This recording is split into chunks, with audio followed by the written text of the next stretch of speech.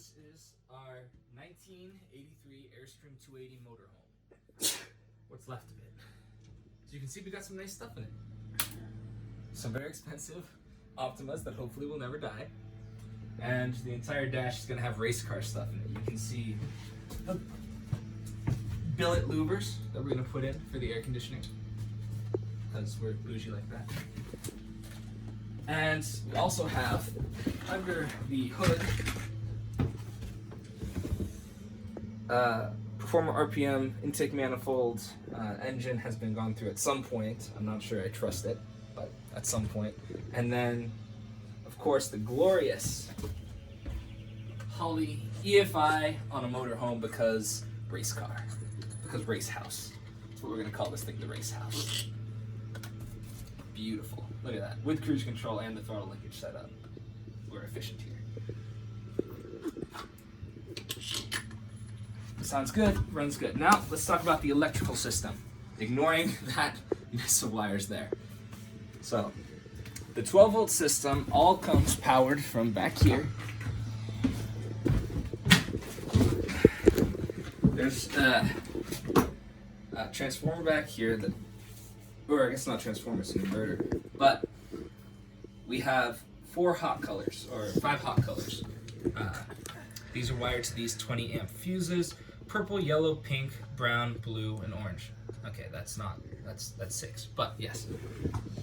Those wires travel up through here with the thick white return cable. So the overhead lighting is going to be powered by the yellow wires. This is actually taking the brunt of the electrical draw. It's going to be all the overhead lighting, the fans, and a few other small things. These lights with the LEDs should draw about 15 amps, and then the fans should do no more than 2. So we should be just under the 20 amp limit for that fuse if we have everything running for it. Then the Rolls-Royce style ceiling, which is going to be an Alcantara strip down the center with the perforated fiber optic LEDs. Those are running off of purple in the back because it's so long we have to have 2 systems, and it's going to be running off of the blue cable in the front, which used to power auxiliary reading lights, but cleaner look, no reading lights. That's the stuff, that's the fiber optic cable.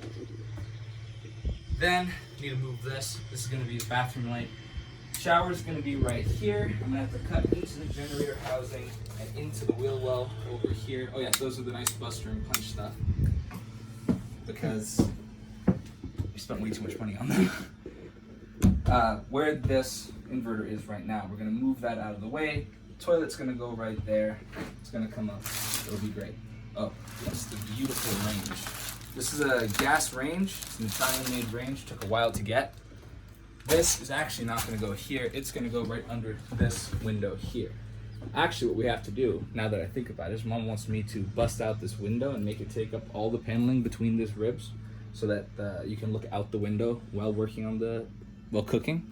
So we have to get that window replaced and move all those wiring to this side. This is going to be the updraft system here. And this was the breather for the old fridge, which was a full height fridge with an individual freezer, which we're compacting that a little bit, and we're going to move that right here and build up cabinets above it. But right here, this will end up being replaced with a window, and it will be a vent for the shower. So let the steam out. There's a panel on the outside right here, because we want to put the toilet right here. There's no other place for us to put it unless we put it in the back where it was, and I'm not okay with that because then we cut off the whole back of the thing. So the toilet's going to go right here. This panel from here to here has to get cut out and patched. This window's going to get taken out and moved over to the right hand side, and there'll be a small window right here for the bathroom so that you don't suffocate yourself with, road trip food. Generators here. It's an Owen unit. Runs really well. Well, it ran really well until I disconnected it right there. But yeah, that's going to be something that's going to be a pain to figure out again, is how all of this went in. Yeah, that'll be fun. It's only like 3 wires. I don't know where they go, but those 3 wires are important.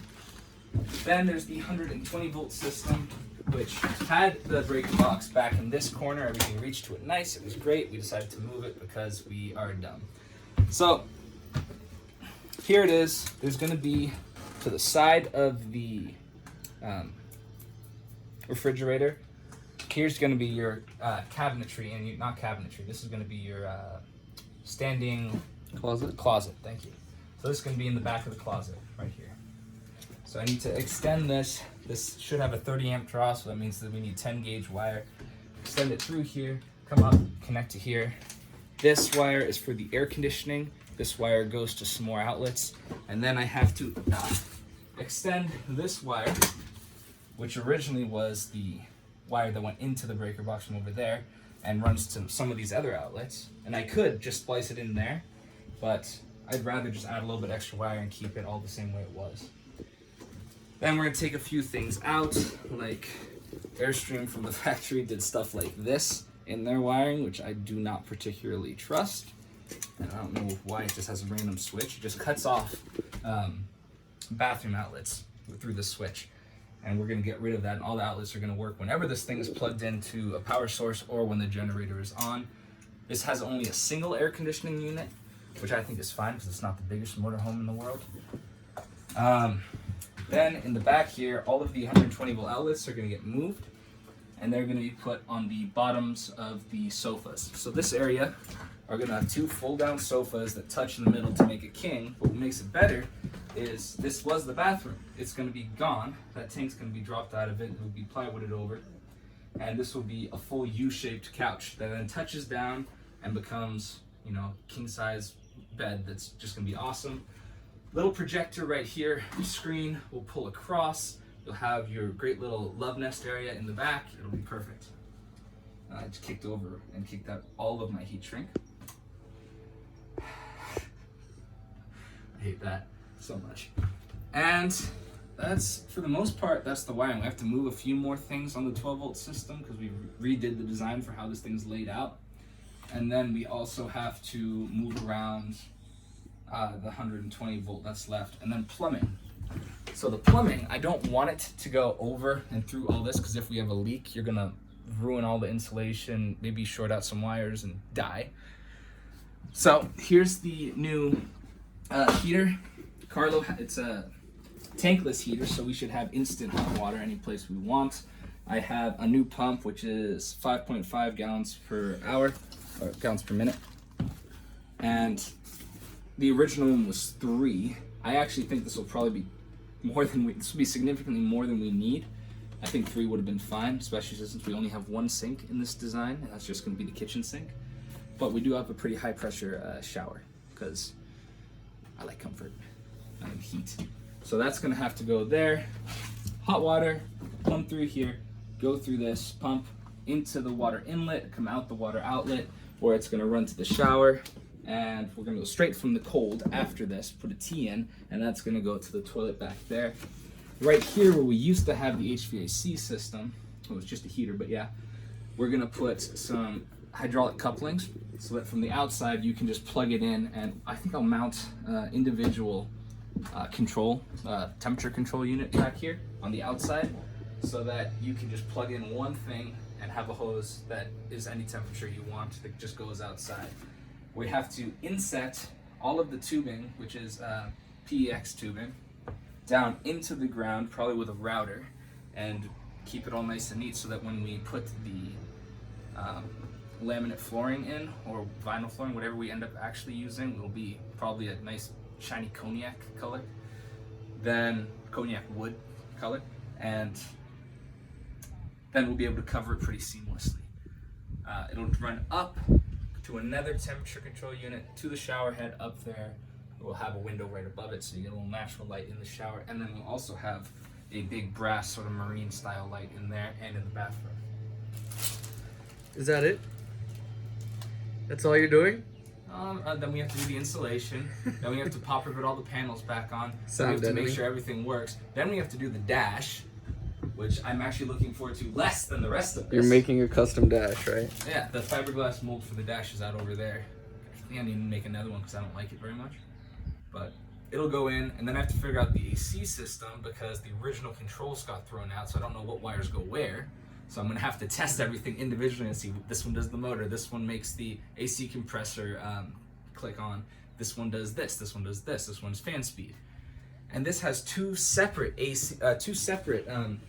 in-dash systems. So I'll show you what I mean. This controls your heat that goes through the plumbing here down by your feet.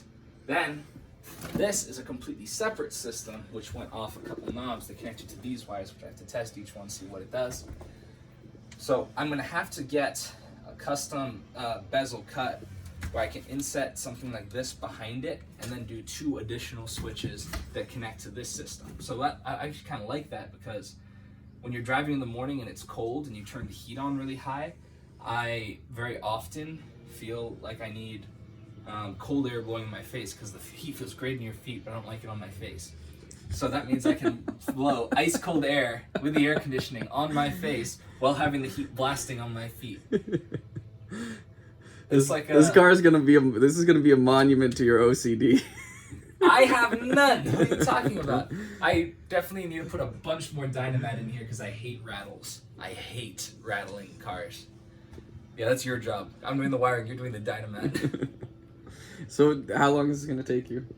Well, it depends. You're gonna actually start helping me now? You're gonna keep coming and being like, I'm gonna go sit by the pool and get my tan on. Uh-huh. Yeah, but look at these. The Beautiful. horses. Look at that. Watching. Oof. I love this. Ready? It's hot. Yeah.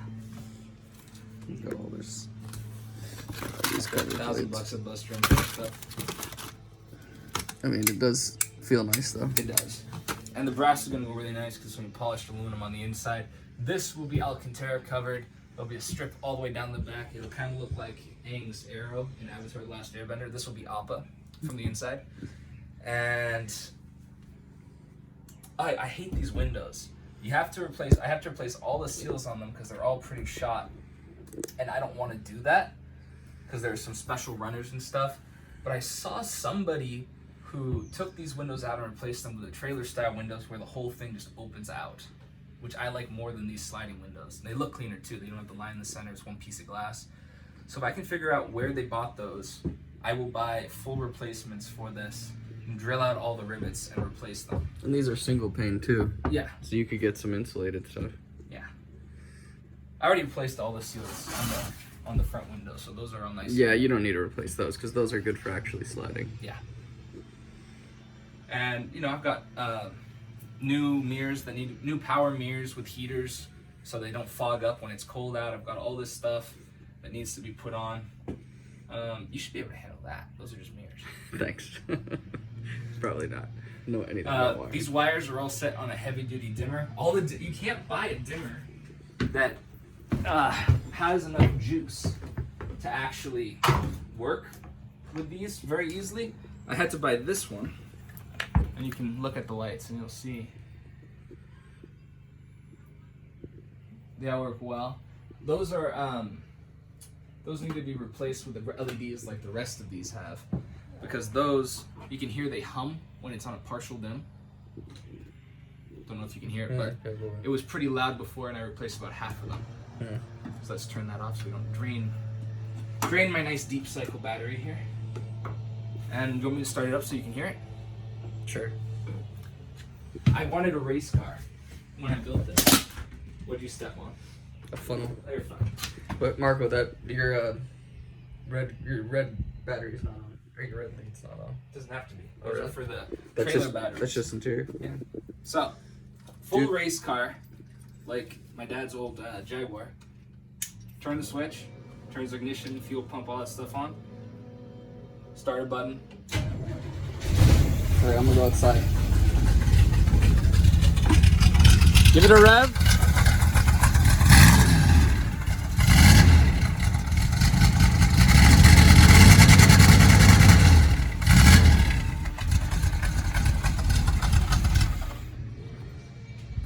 Pretty cool. Burns a little oil, but it smells great. Ooh. Yeah, that's good stuff. Alright. And scene.